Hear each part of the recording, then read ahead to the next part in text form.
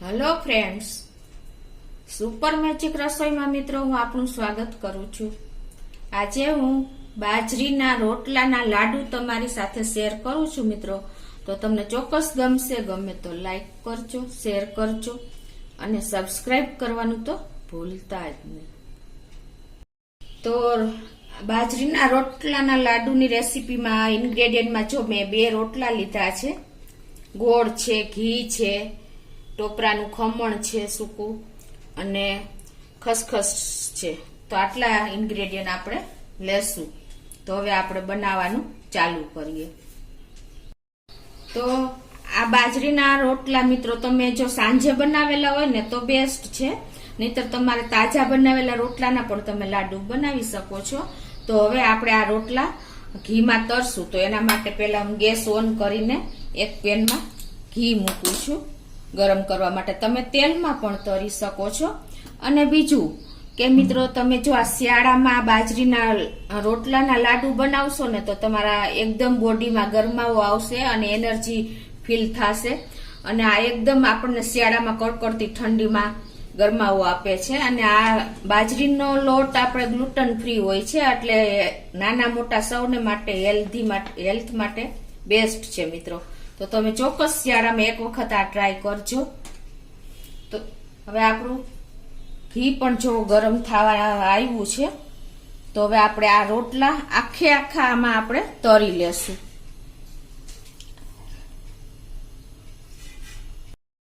તો ઘી ગરમ થઈ ગયા પછી જો એને આપણે આ રીતે આખો રોટલો જ તળી લેવાનો છે।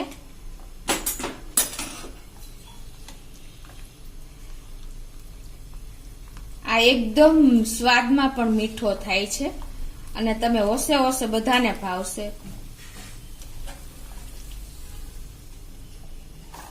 આ રીતે બે સાઈડ આપણે તળી લેશું। આ રીતે જો આપણે ઘીમાં રોટલા તરશું ને એટલે એકદમ મીઠા થઈ જશે અને લાડવાનો ટેસ્ટ પણ બહુ સરસ આવે છે। આ રીતે ટર્ન કરીને આપણે 2 રોટલા તળી લેશું। આ રીતે જો આપણે બંને રોટલા તળી લીધા છે। હવે આને આપણે ઠંડા થવા દેશું।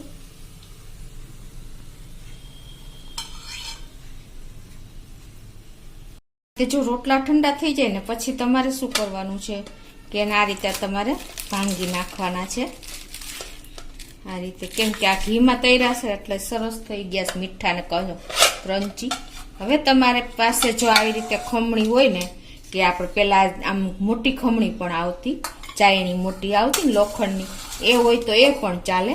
એને પછી તમારે આ રીતે જો આવી રીતે આમ ભૂકો કરી નાખવાનો। આવી રીતે આમ ભૂકો કરીને આપણે પેલા દાદી નાની આ રીતે કરતા, ખ્યાલ છે તમને? આવી રીતે તમારે સરસ અંદર ભૂકો કરી નાખવાનો। અને એમ તમારે ન કરવું હોય ને તો તમે મિક્સરમાં પણ ભૂકો કરી શકો છો। આવી રીતે તમે કરશો ને તો પણ થઈ જશે। આ રીતે આપણે ખમણીમાં જો આ રોટલો આવી રીતે તમે ઘસશો ને એટલે નીચે જો આવો ભૂકો નીકળશે એકદમ, જો છૂટો છે ને રોટલાનો ભૂકો તો જો કે છૂટો જ થાય। આ રીતે આપણે બધો તૈયાર કરી લઈએ। તો જો આપણે આ બાજરાના રોટલાનો ભૂકો ચાયણીમાં કરી લીધો છે ને આવો દરદરો સરસ થાય છે। જો એકદમ એનું ટેક્સચર જો દાણો લાગે તમને। અને આ વજનમાં 250 ગ્રામ થયો છે ભૂકો। એક પેન લીધું છે અને ગેસ ઓન કરીને એમાં આપણે 50 ગ્રામ ઘી લેશું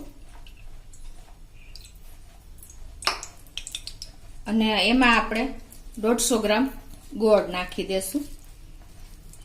પરફેક્ટ મેજરમેન્ટ સાથે જ હું તમને બતાવું છું। 50 ગ્રામ ઘી સામે 150 ગ્રામ આપણે ગોળ લીધો છે અને 250 ગ્રામ આપણે બાજરાનો ભૂકો તૈયાર થયો છે। આપણે આ દેશી ગોળ નાખ્યો છે, એને જો આ રીતે મેલ્ટ થવા દેશું। આ રીતે જો આપણે ઘી અને ગોળ બંને મેલ્ટ થઈ ગયા છે અને જો આવા સેજ બબલ્સ આવે ને એટલે હવે આપણે આ જે બાજરાના રોટલાનો ભૂકો કર્યો છે ને એ આપણે આમાં નાખી દેશું।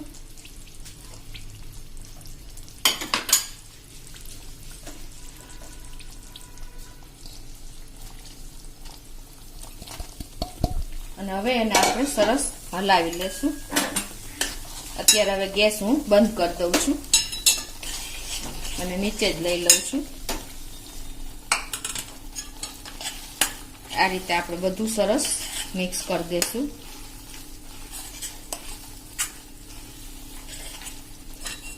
અત્યારે તમને આ જો આપણે જે બનાવ્યું ને એ બેટર છે તમને ઢીલું લાગશે, પણ જેમ આપણે આ રીતે હલાવતા રહેશું ને એમ બધું શોષી લેશે. કન્ટિન્યુ આપણે આ રીતે ચલાવતા રહેશું. તો આ રીતે જુઓ એકદમ સરસ આપણે આવી રીતે તમે હલાવશો ને એટલે બધું ઘી શોષાઈ જશે ભૂકામાં.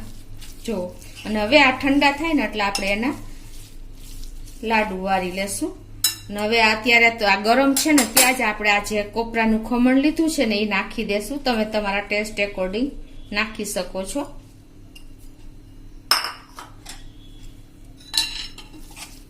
અને સેજ આપણે આને ઠંડુ થવા દેશું, પછી લાડુઓ વાળશું.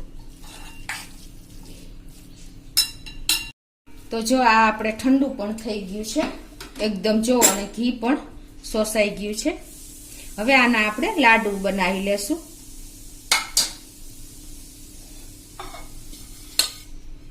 જો આપણે એક સરખા લાડુ વારવા હોય ને તો તમે કોઈ પણ મેજરમેન્ટ લઈ લેવાનું, ચમચો કે વાટકી, તમારે જે સાઈઝના લાડુ વારવા હોય ને.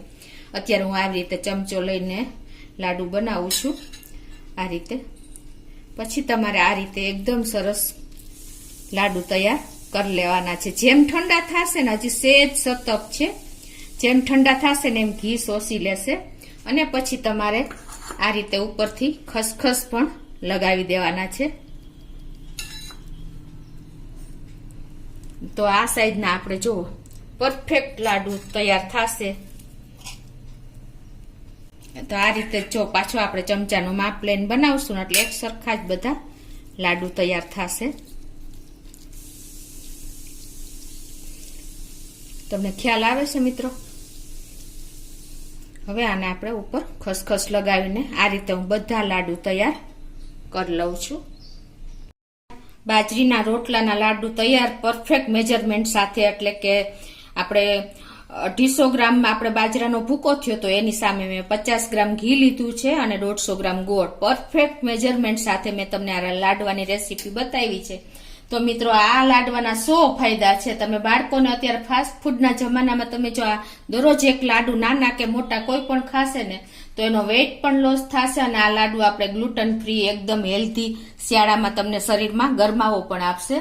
એટલે તમે અત્યારે બાજરીના રોટના લાડુ એકદમ પૌષ્ટિક અને હેલ્ધી હોય છે. તો તમે ખાસ આ રીતે એક વખત તો ટ્રાય કરજો મિત્રો. અને તમે મને કોમેન્ટ બોક્સમાં જણાવજો કે આપણા લાડુ કેવા તૈયાર થયા છે મિત્રો. આ લાડવામાં તમારે ટાઈમ પણ નહીં લાગે, એકદમ ઓછા ટાઈમમાં તૈયાર થઈ જશે. અને આપણે બધા લાડુ કરતા હેલ્ધી અને પૌષ્ટિક આપણા શરીરમાં એકદમ ગરમાવો આપે છે અને એનર્જેટિક આપણે ફીલ થાય છે ને. તો તમે ચોક્કસ એક વખત આ રીતે ટ્રાય કરજો. અને તમને મારો વિડીયો ગમે તો લાઈક કરજો, શેર કરજો અને સબસ્ક્રાઈબ કરવાનું તો ભૂલતા જ નહીં.